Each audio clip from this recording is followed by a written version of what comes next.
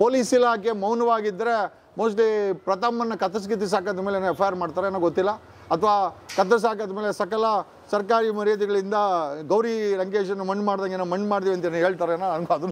ದರ್ಶನ್ ಒಬ್ಬ ನಟನಾಗಿ ಇಷ್ಟೆಲ್ಲ ಅವಾಂತರಗಳಾಗಿದೆ, ಅವ್ರ ಹುಡುಗರು ಅವಾಂತರಗಳು ಕ್ರಿಯೇಟ್ ಮಾಡಿದೆ. ಇನ್ಫ್ಯಾಕ್ಟ್ ನನ್ನ ಮೇಲೆ ಗಲಾಟೆ ಮಾಡಿದವು ಕೂಡ ದರ್ಶನ್ ಹುಡುಗರು ಅಟ್ಯಾಕ್ ಮಾಡಿದ್ರು ಅಂತ ಅವ್ರ ಹುಡುಗರೇ ಒಂದಷ್ಟು ಪ್ರಚಾರಗಳನ್ನ ಮಾಡಿದ್ರು.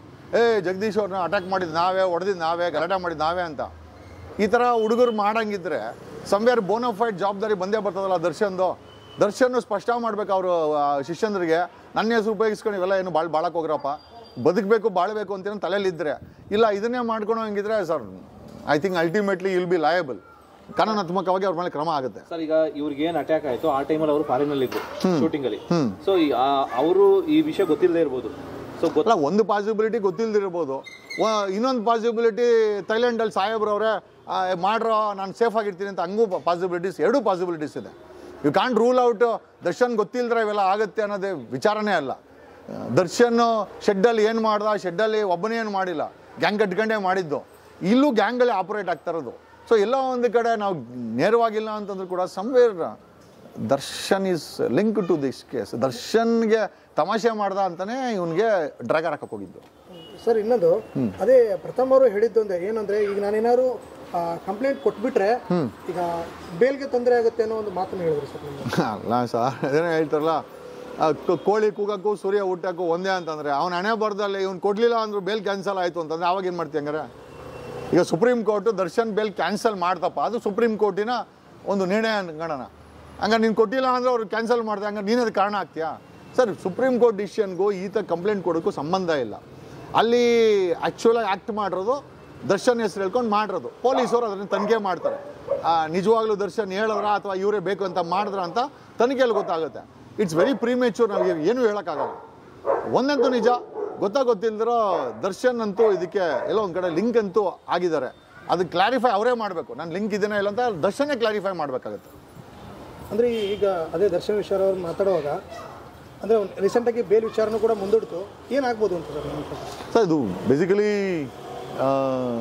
ಅಲ್ಲಿ ಅಬ್ಸರ್ವೇಷನ್ಸ್ ಏನು ಅಂತಂದರೆ, ಇವರು ಈಗ ನೋಡಿ, ಇವನು A13 ದೀಪಕ್ಕೂ ಬೇಲಾಯಿತು, ಅಬ್ಜೆಕ್ಷನ್ ಹಾಕಿಲ್ಲ, ಸರ್ಕಾರಿ ವಕೀಲರು ಅಬ್ಜೆಕ್ಷನ್ ಹಾಕಿಲ್ಲ, ಅವ್ರು ಬೇಲಾಯಿತು. ಈಗ ದರ್ಶನ್ದು ಅದೇ ಥರ ಆಗಿರೋದು, ಒಂದು ಸ್ವಲ್ಪ ದಿವಸ ಬಿಟ್ಟಿದ್ದರೆ. ಬಟ್ ಅವ್ರು ಅಲ್ಲಿ ಇರೋಕ್ಕಾಗಲ್ಲ ಅಂತೇಳಿ ಮೆಡಿಕಲ್ ಗ್ರೌಂಡ್ಸನ್ನು ಕೊಟ್ಟು ಈ ಥರ ಆಪ್ರೇಷನ್ ಮಾಡಿಸ್ಕೊಬೇಕು ಅಂದಿದ್ದಕ್ಕೆ ಅದು ಇಂಟ್ರಿಮ್ ಬೇಲ್ ಅಲೋ ಆಯಿತು. ರೆಗ್ಯುಲರ್ ಬೇಲು ಕೂಡ ಮೆಡಿಕಲ್ ಮೇನೇ ಕೊಟ್ಟಿರೋದು, ಹೋಗಿ ಆಪ್ರೇಷನ್ ಮಾಡಿಸ್ಕೊಪ್ಪ ಅಂತ. ಇವರು BGS ಆಸ್ಪತ್ರೆಯಲ್ಲಿ ಅಡ್ಮಿಟ್ಟು ಆದರು. ಏನೋ ರಚಿತಾರಾಮನ್ ಏನೋ ಸ್ವಾಮೀಜಿಗೆ ಹೇಳಿ ಏನೋ ಸೇರಿಸಿದ್ರು ಅಂತಂದ್ರು, ಅದು ಏನು ನಮ್ಗೆ ಗೊತ್ತಿಲ್ಲ, ಏನೋ ಸೇರಿಸೋದು ವಿಚಾರ ಹೆಂಗೆ ಇರಲಿ. ಬಟ್ ಅಲ್ಲಿ ಹೋದ್ರು ಆಪ್ರೇಷನ್ ಆಗಿಲ್ಲ ಅಂತ ನಮ್ಮೆಲ್ಲರಿಗೂ ಗೊತ್ತಿದೆ.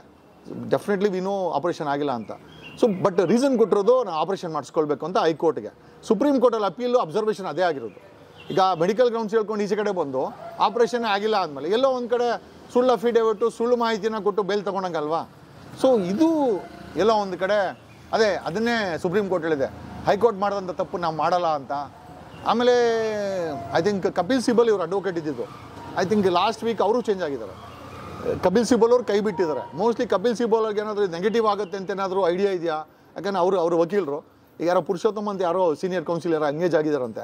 ಈಗ ಅವರು ಕೂಡ ಡೀಟೇಲಾಗಿ ಅಫಿಡೇವಿಟ್ ಹಾಕಿ ಇದ್ರ ಬಗ್ಗೆ ನಾನು ಯಾಕಂದರೆ ಯೂಶುವಲ್ ಆಗಿ ಡಿಸ್ಮಿಸ್ ಮಾಡೋಂಥ ಕೇಸುಗಳು ಸಾಮಾನ್ಯವಾಗಿ ನೀವು ವಕೀಲವ್ರೆ ಬಿಡಯ್ಯ ಬೇಲಾಗಿದೆ ಡಿಸ್ಮಿಸ್ ಆದರೆ ಆಗಲಿ ಅಂತ. ಬಟ್ ಸುಪ್ರೀಂ ಕೋರ್ಟ್ ಇಷ್ಟು ಸೀರಿಯಸ್ ತೊಗೊಂತೆ ಅಂತ ನಮಗೂ ಅಂತ ಅಂದ್ಕೊಂಡಿರಲಿಲ್ಲ, ಬಟ್ ತುಂಬ serious ತೊಗೊಂಡಿದೆ.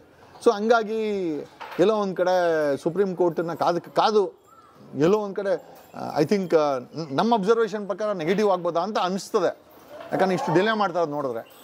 But we have to wait for Supreme Court order. ಏನಾದರೂ ಬೇಲನ್ನು ಕ್ಯಾನ್ಸಲ್ ಮಾಡೋದು ಸರ್, ಮೊನ್ನೆ ಇವ್ರು ವಿನಯ್ ಕುಲಕರ್ಣಿ ಇದು ಮಾಡಿಲ್ವೇನು ಸರ್? ಒಂದು ವಾರ ಸಮಯ ಕೊಟ್ಟು ಬಂದು ಸರೆಂಡರ್ ಆಗಪ್ಪ ಅಂತ ಹೇಳಿದ್ರಲ್ಲ ಸುಪ್ರೀಂ ಕೋರ್ಟೇನೆ. ಪಾಸಿಬಿಲಿಟೀಸ್ ಇದೆ. ಈಗ ಹೈಕೋರ್ಟ್ ಕೊಟ್ಟರು ಅದೆಲ್ಲದೂ ಕೂಡ ಏನೋ ಸರಿ ಅಂತ ಹೇಳಲಿಕ್ಕಾಗಲ್ಲ. ಈಗ ಹೈಕೋರ್ಟ್ ಅಬ್ಸರ್ವೇಷನ್ನೇ ಸುಪ್ರೀಂ ಕೋರ್ಟವ್ರು ಹೇಳಿರೋದು, ನಾವು ಅವ್ರು ತಪ್ಪು ನಾವು ಮಾಡಲ್ಲ ಅಂತ. ಸಿ ಡೆಫಿನೆಟ್ಲಿ ಅವ್ರ ಅಪೀಲ್ನ ಡಿಸ್ಮಿಸ್ ಮಾಡಿ ಆಯಿತು ಬಿಡಿ ಬೇಲ್ ಕೊಟ್ಟಿದೆ ಅಂತ ಹೇಳಿದ್ರು ಸಂತೋಷ. ಇಲ್ಲ ಅವ್ರ ಅಬ್ಸರ್ವೇಷನ್ ಬೇರೆ ಥರ ಇದ್ದು ನಾವು ಕ್ಯಾನ್ಸಲ್ ಮಾಡ್ತೀವಿ ಅನ್ನೋ ಪಾಸಿಬಿಲಿಟೀಸ್ ಇದೆ. ಎರಡೂ ಪಾಸಿಬಿಲಿಟೀಸ್ ಇದೆ. ಅಂದರೆ ಸರ್, ಈಗ ಹೈಕೋರ್ಟಲ್ಲಿ ಬೇಲ್ ಆಗಿತ್ತು, ಬಟ್ ಸುಪ್ರೀಂ ಕೋರ್ಟ್ ಹೋಗೋಕ್ಕೆ ಏನು ಕಾರಣ ಸರ್ ಈಗ ನಮ್ಮ ಸರ್ಕಾರ? ಇಲ್ಲ, ಇದು ಬೇಸಿಕಲಿ ಈಗ ನೋಡಿ, ಬರೀ ಕೊಲೆ ಆರೋಪ ಮಾಡಿ ಒಳಗಡೆ ಹೋಗಿಲ್ಲ. ಒಳಗಡೆ ಹೋದ್ಮೇಲೆ 3 FIR ಆಯಿತು. ಆಮೇಲೆ ಈ ವ್ಯಕ್ತಿ ಕೋರ್ಟ್ಗೆ ಅಟೆಂಡ್ ಆಗ್ತಾ ಇರಲಿಲ್ಲ, ವಾರಂಟ್ ಆಯಿತು. ಆಮೇಲೆ ಇಲ್ಲ ನನಗೆ ಬೆನ್ನೋವು ಕೋರ್ಟ್ಗೆ ಅಟೆಂಡ್ ಆಗಲ್ಲ ಅಂತ. ಕೋರ್ಟ್ ಅವ್ರು ಕೇಳಿದ್ದು ನೀವು ಬೇರೆ ಬೇರೆ ಸ್ಟೇಟ್ಗೆ ಹೋಗಿ ಶೂಟಿಂಗ್ ಮಾಡ್ತೀರಾ, ಇಲ್ಲಿ ಮಾತ್ರ ಬರೋಕ್ಕೆ ಬೆನ್ನೋವಾ? ಇದು ಅಬ್ಸರ್ವೇಷನ್ನು, ಕೋರ್ಟ್ ಅಬ್ಸರ್ವೇಷನ್ನು. ನೀನು ಬೇರೆ ಬೇರೆ ಬೇರೆ ಬೇರೆ ರಾಜ್ಯಕ್ಕೆ ಹೋಗಿ ಶೂಟಿಂಗ್ ಮಾಡೋಕ್ಕೆ ನಿಮಗೆ ಸಮಯ ಇದೆ, ಬೆನ್ನೋವು ಬರಲ್ಲ, ಆದರೆ ಕೋರ್ಟಿಗೆ ಬಂದು ನಿಂತ್ಕೊಂಡು ವಾಪಸ್ ಹೋಗೋಕ್ಕೆ ನಿಮ್ಗೆ ಬೆನ್ನೋವು ಬರುತ್ತಾ ಅನ್ನೋದು ಅದೊಂದು. ಪ್ಲಸ್ ಈ ಮೆಡಿಕಲ್ ಗ್ರೌಂಡ್ಸನ್ನು ಸೀರಿಯಸ್ಸಾಗಿ ತಗೊಂಡಿದೆ. ಪ್ರಾಸಿಕ್ಯೂಷನ್ ಅಬ್ಜೆಕ್ಷನ್ ಮಾಡಿದೆ, ಈ ಥರ ನಮ್ಮನ್ನು ದಿಕ್ತಪ್ಪಿಸಿ ತೊಗೊಂಡಿದ್ದಾರೆ, ಹೈಕೋರ್ಟ್ ಅಲೋ ಮಾಡಿಬಿಟ್ಟಿದೆ ಅಂತ ಪ್ರಾಸಿಕ್ಯೂಷನ್ ಅದನ್ನ ಎತ್ತಿರ್ತಿದೆ. ಸೊ ಈ ಪಾಸಿಬಲ್ ಈ ಗ್ರೌಂಡ್ಸಲ್ಲಿ